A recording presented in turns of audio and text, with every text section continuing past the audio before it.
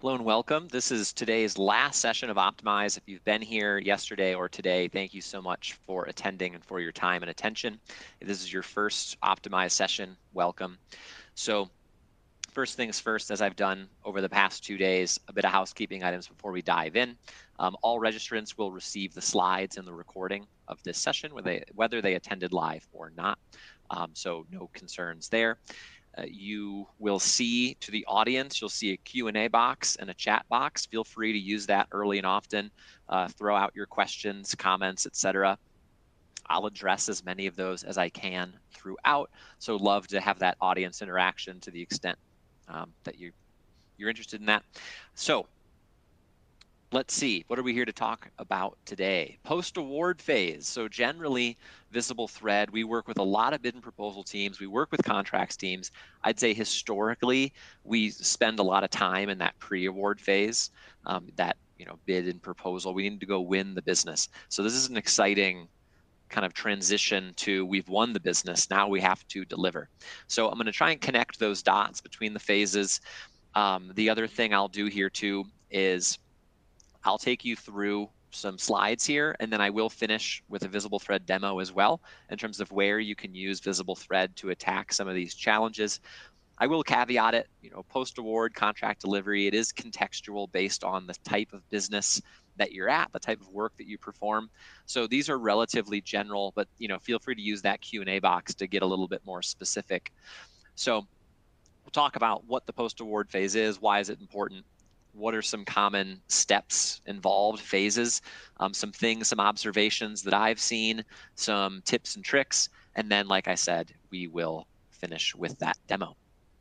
So let's dive in. So first of all, for those who aren't quite so aware, the post-award means you've bid for business and you have won it. So you've been awarded that contract, and now we have to deliver what we said we are going to deliver, and of course in line with our customer requirements. So this is really where the rubber meets the road. Are we going to recognize that revenue, that profit that we envisioned when we went out and bid this opportunity? So, strong post-award phases, particularly in that early stage, that contract kickoff, those first 30, 60 days are really key here in terms of compliant delivery, mitigating any risk. There's always risk as you get into contract delivery, but we want to reduce that to the greatest extent possible and recognize those margins. I'd say neglected post-award phases, maybe weak, delayed kickoffs that can lead to issues, disputes, schedule slips, scope creep, and all those dangerous bad words lead to eroded margins and potential conflict, litigation, things like that. So the phase itself is important. Let's kind of dive into a bit more of the detail here. And I'll say too, I'm a former contracts manager myself in the aerospace industry. So some of my examples will be from a contracts management perspective, which is, I think, appropriate for a post-award phase. And I'll also be kind of leaning into OEM, kind of manufacturing, engineering type work for some of my examples, just FYI. So in terms of starting off on the right foot, really kicking off this post-award phase strongly and thoughtfully, make sure you have those roles defined, delegations of authority, who can do what, approval flows, all that good stuff. Really utilize things like RACI matrices, who's responsible, who's accountable, who's consulted, and who's informed of various decisions or actions. Those can take multiple different shapes, but highly recommend it. That's best practice in my opinion. And then of course, the contract admin plan, near and dear to my heart as a contracts manager, particularly around those scheduled deliverables. If you had kind of a long-term contract, if there's engineering, if there's development, if there's R&D, and then subsequent product or prototype delivery, really having a firm idea of when are those milestones due, in what form, and who's ultimately responsible for delivering those. So, I'm thinking CEDRLs, ESTRLs, those are data and software delivery requirements. Those preliminary design reviews. What's the customer looking for, when, and then also, don't forget about your finance team here. When can we submit for progress payments, for instance? If it's a cost reimbursable contract, when can we start reimbursing for costs incurred? Definitely, just like you have a proposal kickoff, highly recommend you have a contract award kickoff as well. I don't see those quite as often.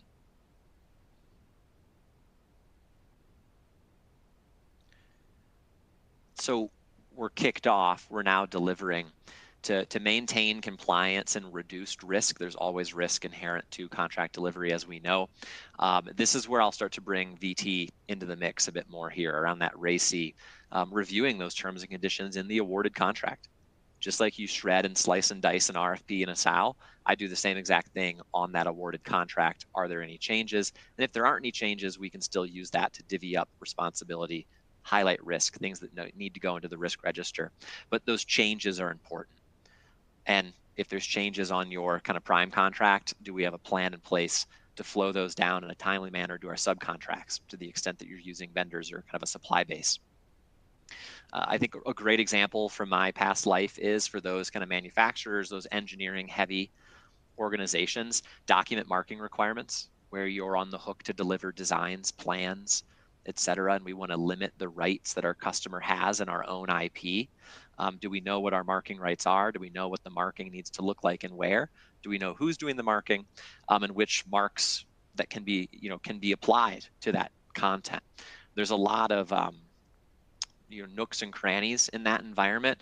Definitely make sure that your engineers and your contracts team are in the loop there. You want to make sure that things are marked appropriately before you click send and submit.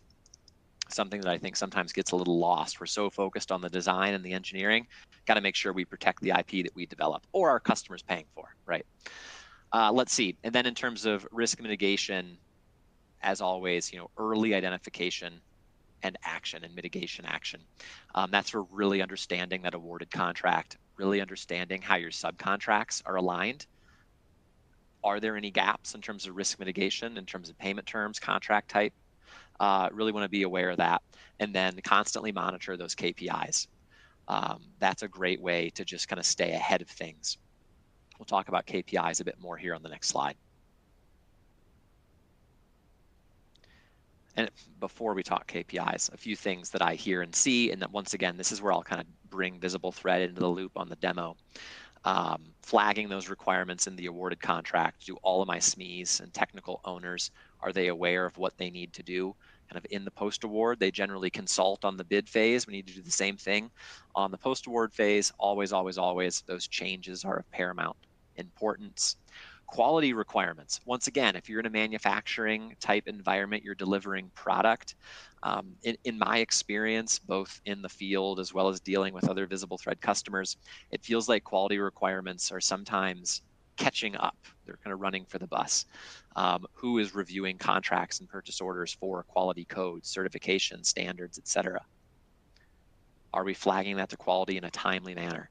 Generally, they're easily searchable and flaggable because we have these alphanumeric codes, standards, et cetera. That's one where you want the quality team on your side. Don't sleep on those all-important quality requirements. And then subcontracts. As a contracts guy, I'm really passionate about subcontracts. Sometimes I feel like they're a step behind the prime team, kind of the delivery and operational team as well. Really want to make sure that any changes that flow up are also flowed down. What does that look like? I'll talk about that in the product demo in just a moment. So yeah, performance tracking, those measurements, those KPIs, like I talked about. Some of these I'm sure people are aware of. From a financial standpoint, earned value management, costs incurred, overages, are we underrunning? We want to track that generally on a monthly basis. Quality tracking, hugely important. What's our defect rate? What in terms of inspection, before we ship, is the customer satisfied? Subcontractor performance as well. Are they on time? Are they shipping us defective product, or are they hitting out of the park? Now kind of pivoting both internally and externally, and some of these ongoing reviews. You generally see monthly kind of performance management reviews, PMRs, both internally and externally. Hugely important. Make sure your contracts and subcontracts teammates attend those. generally your program managers are always there. That's something where I sometimes see gaps. I don't always see some of those support functions like contracts, quality, subcontracts being brought to those sessions. They can be a little bit technically dominant from a PM and an engineering standpoint. Make sure you loop those teams in as well. Great place, as always, to get ahead of issues or identify opportunities early and often. Looking ahead, this is all a virtuous circle of we're delivering on this contract. We know that we're going to have to go win and bid more business. Those PMRs are great early sources of fodder for future past performance volumes, proposals. We know we're going to get a CPSR at the end, but even an ongoing delivery, are we getting good feedback, comments, et cetera, scores from our customer? I'd start feeding those right back to your bid and proposal team as soon as you can.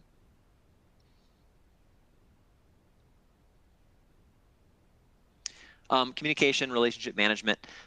Internally, I've said this, I'm going to keep kind of harping on it. Culturally, you want a culture of transparency and openness. I think leadership has a big role to play here in terms of how different teams interact together. Delivery is a broader, team sport. You don't want to be too siloed. And how aligned are your programs, operations? I should probably throw in finance and engineering teams there as well, in addition to contracts. Depending on your organization, sometimes I feel like contracts, finance, et cetera, they're playing second fiddle. You really want to make sure you have good, strong relationships. Some of the most successful programs I've been a part of, I had a really close and tight working relationship with my program management colleagues. And then you want to mirror that externally as well. So just like me and my PM are aligned, I want my program manager and my kind of customer program manager or technical lead, I want them aligned. And don't ignore the contracting officer. We're obviously very focused on the technical lead within our customer base. Develop those relationships with contracting officers to the greatest extent possible. Lean on your contracts manager to do that. And then I'm a big fan of picking up the phone. Just might seem simple, but I'm a big believer in it. I think there's a little bit too much email back and forth, internally and externally. Obviously, when you're dealing with a contracting officer, there are certain things you just need in writing, of course. But definitely picking up the phone and not filling up their already full inbox to discuss certain things, ask good questions. Great way to build up that relationship, especially if you're in more of a virtual environment. So it certainly served me well. And then, like I mentioned earlier, looking ahead, these contracts will always eventually end, and we are going to bring more into the business. So taking learnings, taking lessons, taking data points from that post-award phase and feeding it back in to your bid and proposal team. That cycle isn't always super smooth or connected. So, identify what kind of documentation you want to highlight, whether it's CPSRs, whether it's PMR type data evaluation, et cetera. It's a great starting point to position yourself both for recompetes and for new business. So close that loop. And sometimes the hardest part is just identifying kind of a main point of contact to do that. Maybe that'd be a program manager, for instance, because they support bid work. But definitely share those lessons, share that documentation early and often, and maybe have once a quarter, have a connection between the delivery team, the award team, and then your bid team. So having said all that, let's get into VisibleThread. So I'm going to show the software here, and this won't be exhaustive. I'm just going to touch on a couple points in terms of where I think, in this case, VT Docs can really help delivery teams, and this is how VisibleThread is being used today within our customer base on that post-award side of the house. So I'm going to share my screen.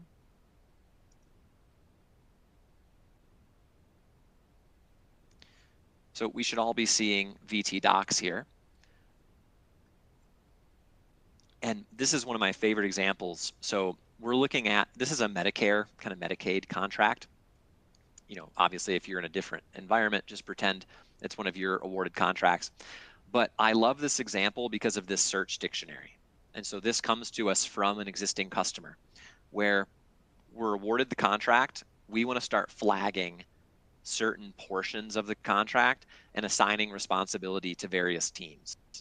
So, my call center team is looking for things like call centers logs, on holds. The enrollment team is looking for enrollment type language, care management, so on and so forth.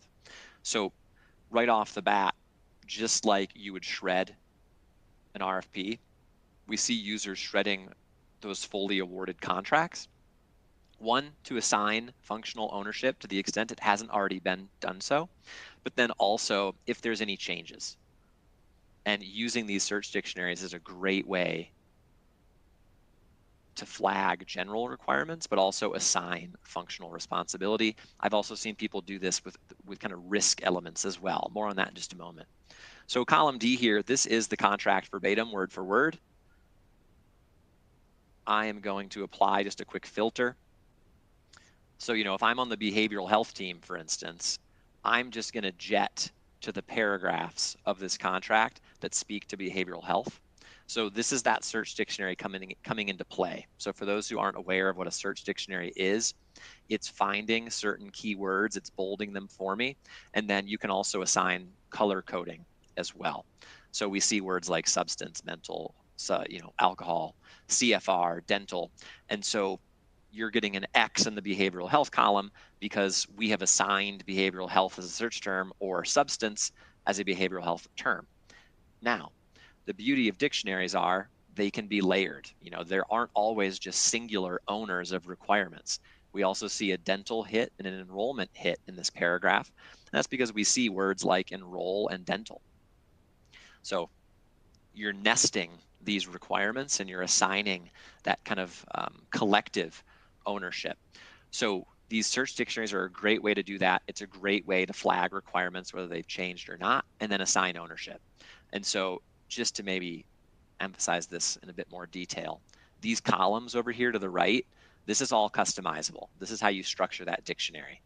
So my actuary team, my behavioral health team, my call center team, et cetera, within your business or other users that I work with, they might have systems engineering, design engineering, subcontracts, all that good stuff. You can group it by product line. Or you can even start to assign risk categories as well. And that's where the color coding can come in handy. I have some users that look for basically dollar signs, and they color the dollar sign green for money, just for instance. So kind of first things first there. The other thing I wanted to highlight from a quality standpoint in terms of the quality team, I've had some really interesting conversations lately from a kind of purchase order review, business booking, quality requirement standpoint. So these are just some purchase order templates I was able to find online. And so once again, I'm using a search term or a search dictionary. I'm looking for things like, show me AS 9100, AS 9102. I can wildcard that. So I'm looking, first article inspection, all that good stuff, testing requirements. But we can group it. Engineering is looking for things like tolerance, scope, etc. So flagging these keywords in purchase orders or contracts for teammates that might not be quite as read into the bid and proposal side of the house, but now that we're delivering, we really need to understand what these requirements look like. And so the other reason I like this example is if your contract has multiple exhibits to it, it's not all contained in one clean document, which is common. Not enough of my users are kind of doing this multi-document dictionary search. So I'm seeing, first article here appears in all 3 of these documents. And I have 3 docs in this folder. If I had 20, you'd continue to see them stacked off to the right as I'm kind of navigating this view here. So I work with one user group actually. They review every single purchase order in VT Docs, and they assign basically a quality search dictionary to it, looking for these types of keywords. And they actually take that Excel output and they drop it into their MRP system to book the business. And it's saying, yes, we know we've spotted every single instance of first article inspection or AS 9100, so on and so forth. So that's kind of more of a volume play, but it's a really interesting one where previously they would kick purchase orders over to quality engineers and say, hey, can you check this? Does anything stand out to you? Not a great use of the quality team's time, and it slowed down booking. Slower bookings means slower revenue recognition. Cool. The other area that I'm going to focus on here is changes and comparison. So if there's anyone here on the line who's familiar with VT Docs, you'll see or you'll recognize what I'm about to show here next. But for those who are unaware or a little less familiar, the VT Docs platform has compare Excel and compare document functionality here. So in this case, we're just going to say this is the kind of the RFP, and then this is the awarded contract. So I'm going to click compare, 1 versus 2, pre-award versus post-award. Let's see if there's any changes.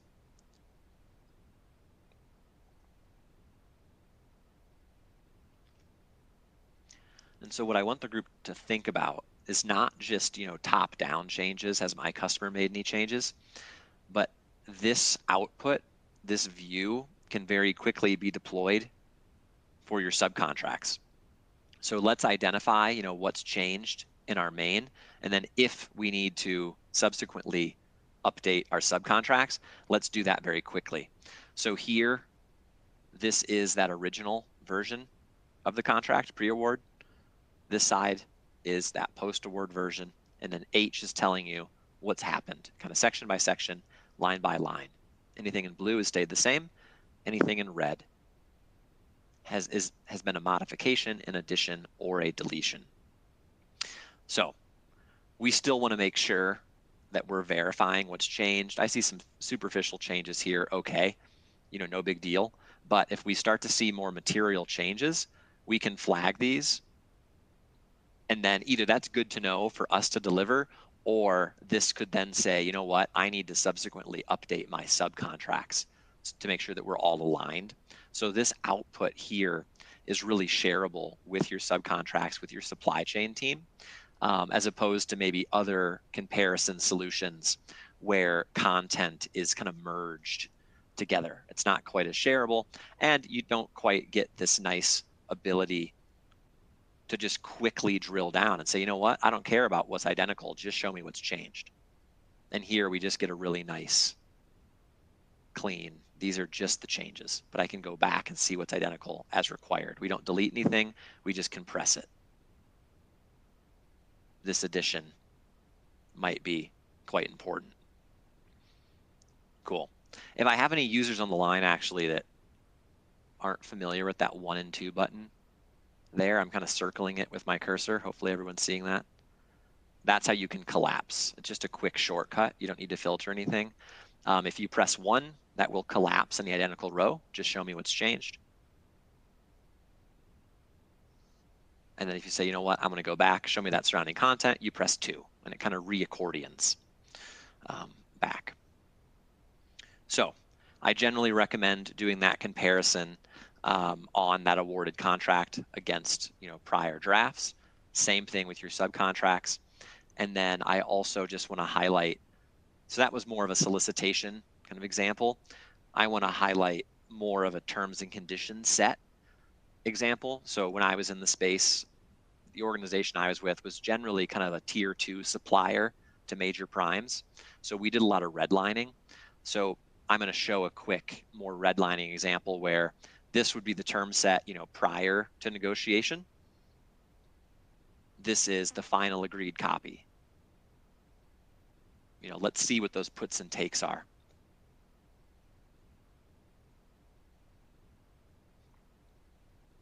Which once again, because we're in Excel, we can share with the group, we can drop it into SharePoint, all that good stuff. Same idea. Kind of the original boilerplate is here on the left. The final agreed copy there on the right. Column G here is letting us know what's happened. Anything in blue stays the same, and it can be a really nice quality of life feature just to know phew.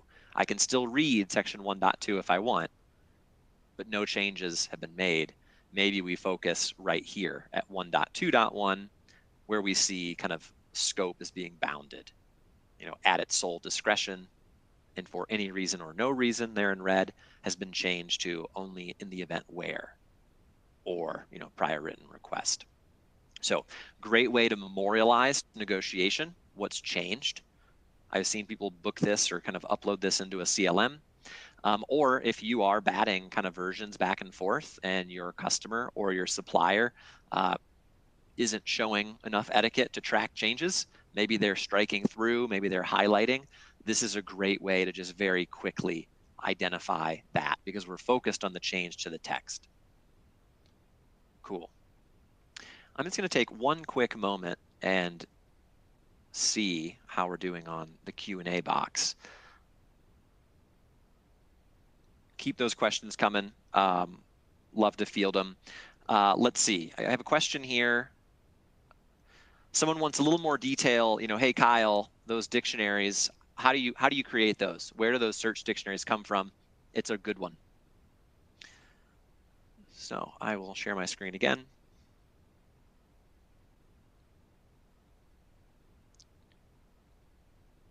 So, and we'll go back to that kind of healthcare example.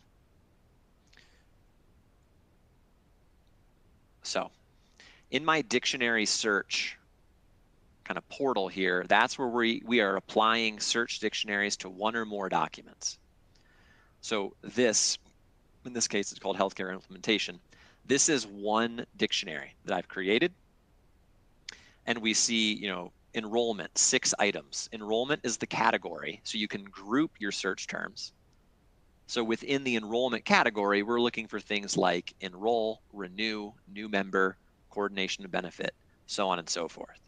So this is totally customizable to kind of fit your context.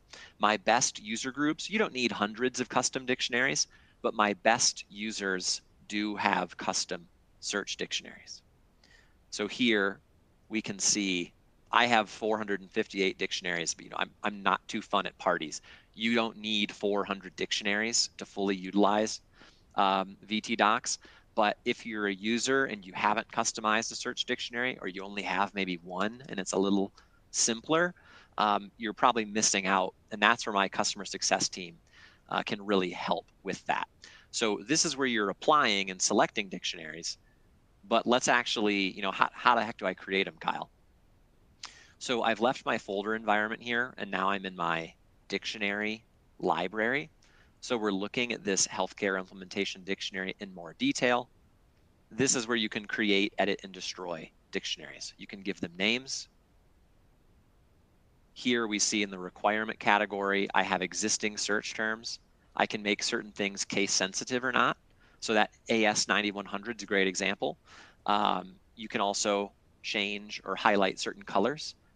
I want my requirements in red, compliance in orange, you know, pricing in green. And I'm going to actually really quickly generate a brand new dictionary. Before I do that, once again, if I have any existing users on the line, if you haven't cloned a dictionary yet, definitely know that exists. So over here, top right, we see 3 purple dots. If you give that a click, you can clone dictionaries. It's a save as, basically. So particularly if you're working with a group of existing users, you don't need to constantly tweak dictionaries, just clone it. And that way you're not starting from scratch. Cool. But let's jump back into my just kind of dictionary home screen where I'm seeing who's created them, when was it created, is it in use, you know, where is it being used, all kinds of nice quality of life features. Here, if you want to create one from scratch, I click create, and now you can create these really quite quickly. And I've noticed certain new users can be a little daunted by dictionaries. You know, don't be. And also lean on our customer success team here too. So here's my category, quality, add new term, that's the search term. And you can look for things like quality, or that AS9100 example is a good one. I'm looking for AS case sensitive. Show me all caps. I don't want to see the word as. I only want to see A capital or capital A, capital S. And then this wildcard toggle, I want us to toggle that as well. So I won't go too far into the wildcard weeds today, but basically wildcards allow you to go beyond just a simple verbatim search. Instead of saying, you know, look for AS9100, and great, it would find that, but it wouldn't find me AS9102. all my users have to do is say capital A, capital S. Whoops, and I deselected case sensitive. And now I'm saying, find me any capital A, capital S followed by 4 digits. And then the preview will show you kind of what it would flag for you. And you would say, AS 9100, standard, certifications, what have you.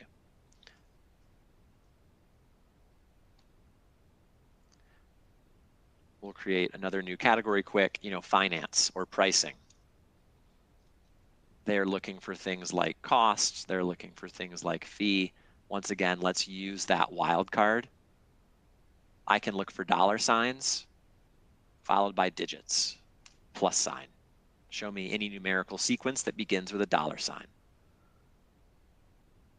And you know what? Let's make these show up as green. And then finally, this description kind of column here, I don't see enough use of. So so the search term is progress payments. The description, you can drop in guidance or action. So, this could be anything like to be submitted, on X date with the approval of finance and program management. So you can explain certain things, you can put, corporate position statements in here, and even just define what they are, and you will then see that flagged in the output kind of with you. Maybe one last thing I'll highlight here is if you have just a ton of search terms, these are 6. What if it's like, Kyle, I have 200 search terms I'm looking for. You don't have to kind of select new term every single time. You can actually do this in Excel as well and do a mass upload. So I just downloaded this into Excel so you're not looking at a blank Excel sheet. For now, I'm going to delete the case sensitivity and the coloring. But this is that dictionary, category, search term itself, description. So we see here, you're just copying down the category against your search terms. So, a great example of this is if you're looking for FAR clauses, you can just drag this, all the way down. Plus 52, and so copy and paste. So I have a lot of people that are looking for specific FAR clauses. You can just drop those right here into column B. Whoops. And then 52, 201-1, 52, just copy and paste. And then you're simply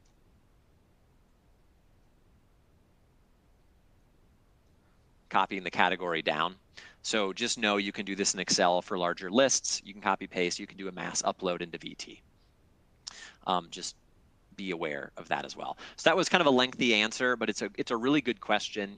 What do these dictionaries look like? How do you create them? We have a lot of resources, self-serve resources on that, as well as my team is here to assist with best practices, all that good stuff. But really important for flagging certain tricky requirements, risky items, assigning responsibility.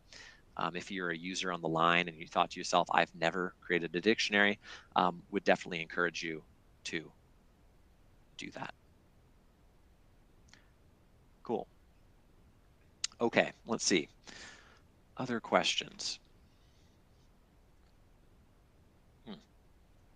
What documents can VisibleThread kind of analyze? So for instance, what if I have a PowerPoint document?